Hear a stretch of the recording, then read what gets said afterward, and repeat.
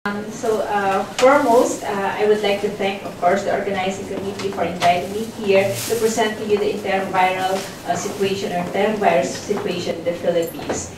And while other countries, our neighboring countries, Taiwan, maybe Malaysia, Japan, of course, they are advancing already in enteroviral research. The Philippines, in my country, we're just starting. So bear with me. So you've heard the two basic science discussion this afternoon, but let's go back to epidemiology because we're just mapping the enteroviral burden of disease in my country. Okay, so the presentation will be, first I will give you a brief background of my institute, the Research Institute for Tropical Medicine, and then I will go into the enterovirus data sources. First is the acute flaccid paralysis surveillance, wherein we characterize here the first EB71 among AFP cases, and the environmental surveillance for the river water samples, and just recently, just last year, we established the sewage water sampling. And before I embark into the HFMD surveillance or enterovirus among HFMD cases. So the Research Institute for Tropical Medicine was established actually in 1981 through a cooperation with the Japanese government through JICA, and we are home to 13 national reference laboratories, mainly antimicrobial resistance, bacterial enteric diseases, emerging and re-emerging infections, mycology, invasive bacterial diseases, National Voluntary Blood Services Program, TB, and of course the virology, where I'm into in these departments. And we are home to actually 5 national reference laboratories. Okay, the National Polio Lab, Measles Lab, the Dengue and other arbovirus lab, the influenza and other respiratory viruses, the rotavirus, and the diarrheal diseases. And so I belong in this department.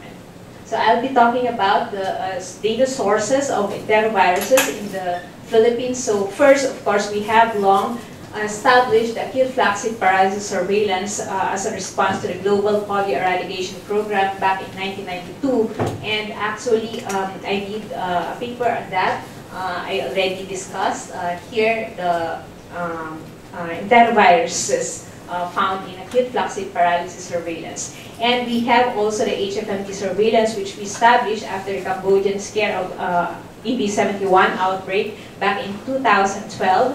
And we have ongoing characterization of these HFMD enteroviruses. And for the environmental surveillance, we did the river water samples, and luckily we also isolated here the EB71 and other HFMD causing enteroviruses. And also we have the severe acute respiratory infections or the SARI infections, wherein we map already the presence or the existence of the EBD68 and also the rhinoviruses. And it's ongoing. We are now mapping the enteroviruses implicated in acute meningoencephalitis surveillance program. So those are the actually data sources of enteroviruses. So we have a lot to do. Okay.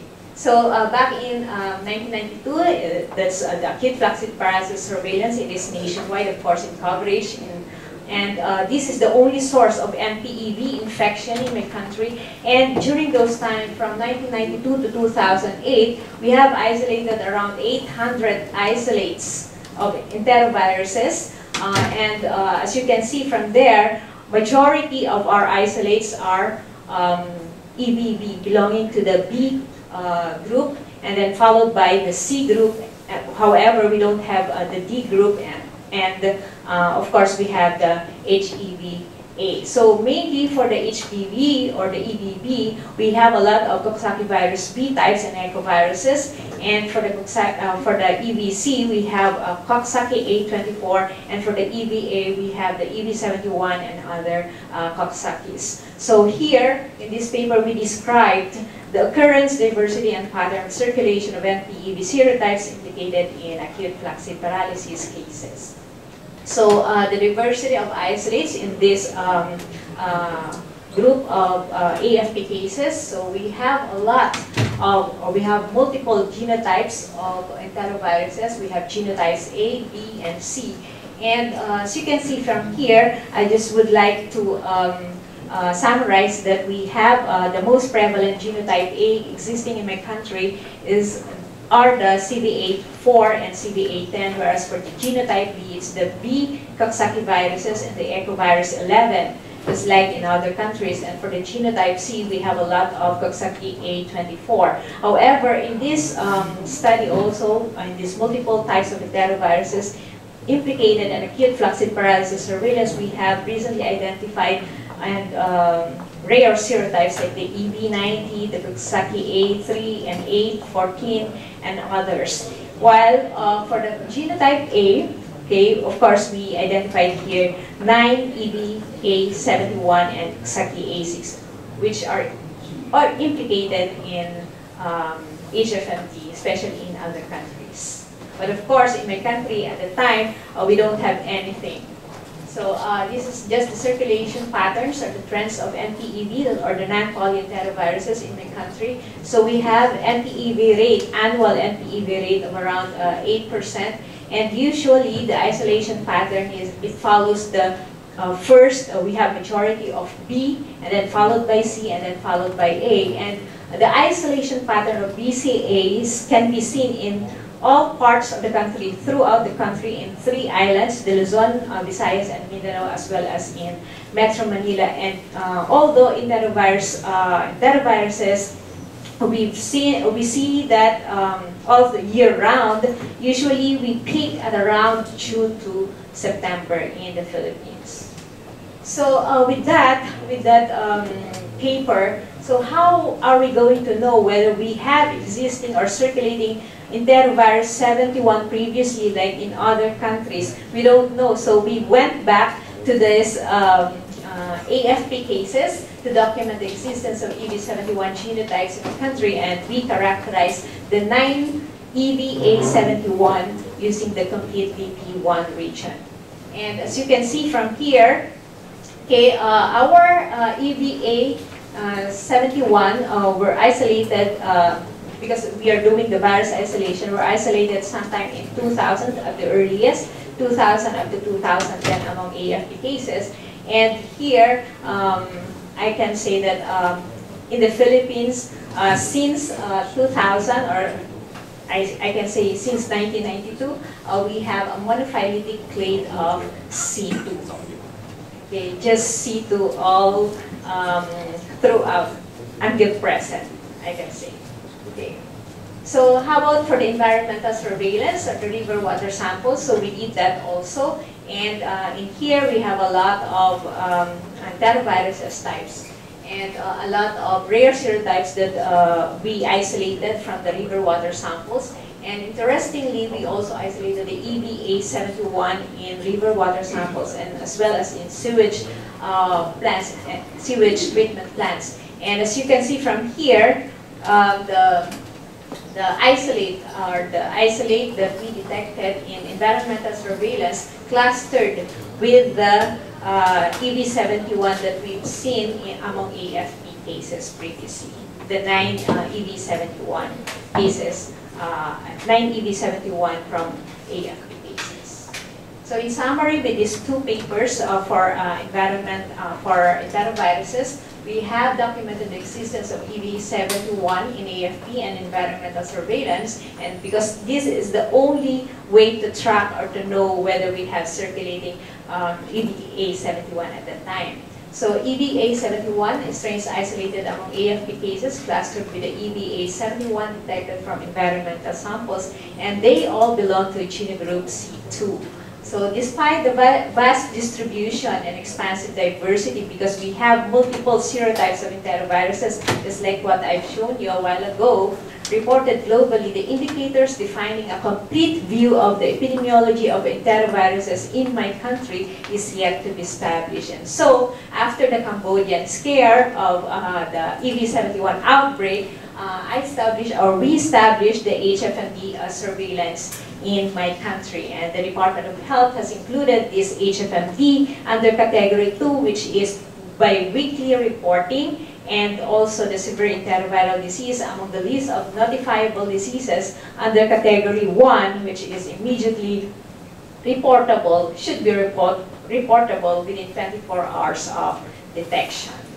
So the HFMD surveillance in my country, we have these case definitions for a suspected case of HFMD, and that is any individual. So we enrolled all of these individuals, regardless of age, who develop acute febrile illness with papillovesicular or maculopapular rash on palms and soles, with or without vesicular lesions or ulcers in the mouth. But I don't know if we have the same case definition for HFMD. And for our suspected case of severe enteroviral diseases, at the time we said at any child less than 10 years of age with fever plus any severe signs and symptoms referable to CNS involvement, autonomic nervous system dysregulation, or cardiopulmonary failure. So those cases were enrolled starting July 2012. And the testing algorithm, of course, initially because of the EV71 occurring in Cambodia, so from 2012 up to 2013, we're just detecting, isolating the EVA71. However, in 2014, we changed the testing algorithm that to include the CA6 and the CVA16. So we screen that using the pan-EV PCR. And then we do the multiplex assay for EV71, sorry for the typo. It's a CA6 and CA16.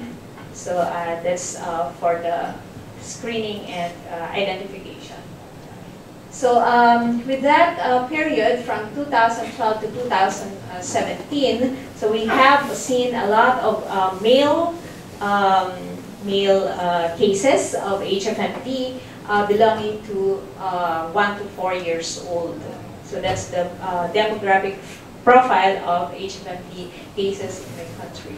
So the distribution of enterovirus positive cases. So as you can see, we have high positivity rate of enteroviruses ranging from 60 to 80% all throughout those years from 2012 to 2017. And you can see from here, the enterovirus isolates. It is widespread, right? Because this is national coverage. The surveillance is national in coverage, and it is very widespread, this infection. Okay.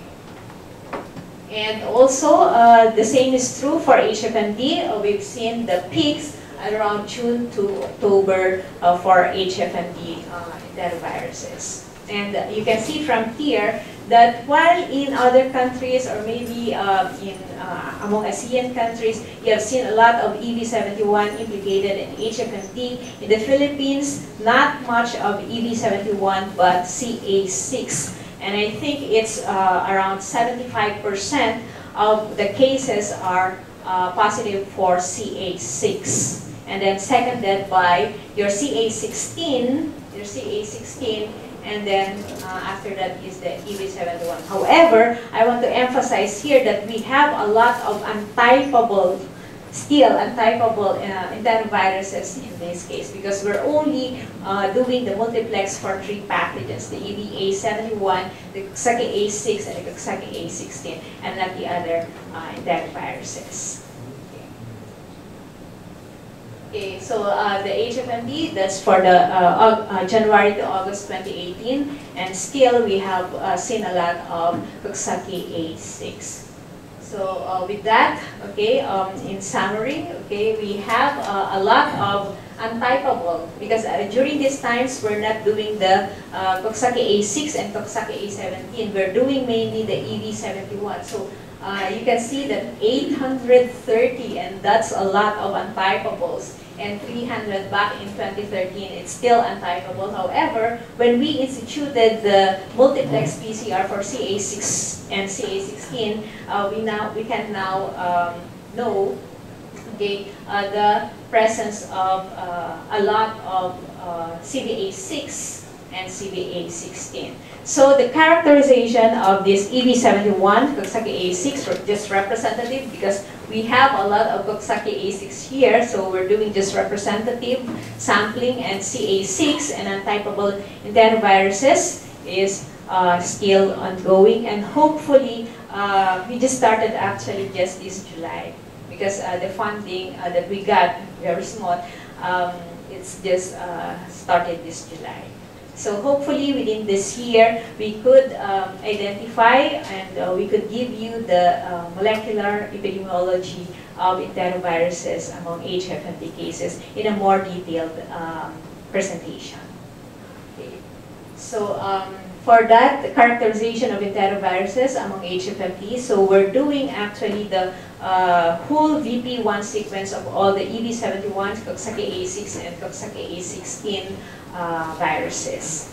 So with that, my summary is that currently the epidemiological or characterization data only are available among AFP, HFMD, environmental samples, healthy children, respiratory infections. However, we're not doing yet the zero prevalence or the zero epidemiology of these HFMD pathogens. So clinical correlation is still needed for more in-depth analysis, but I'm glad to say, I can say that we're fortunate because even though we have the EV71 or a lot of Coxsackie A6 and Coxsackie A16, we don't have any fatal case seen in the Philippines.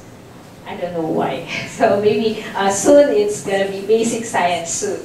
Okay, and we have here, we have here high positive EV positivity rate, that's 74% of all the HFMD cases, and although the HFMD here is caused by mainly Coxsackie A6 and then Coxsackie A16, and then the least is EVA71. So although I did not present to you the phylogenetic analysis of the preliminary sequencing, the whole VP1 sequencing of those EV71, around 60 of them from this HFMD, the preliminary result of the VP1 sequence of EVA71 from HFMD cases clustered with previously circulating EVA71 strains from AFP and environmental samples. And that I can say that we can maybe that's 50%, because I can say that from 1992 up to present, we have a monophyletic clade of EV71. So probably in next meeting, I could present the whole picture of this HFMD molecular epidemiology. Thank you very much for listening.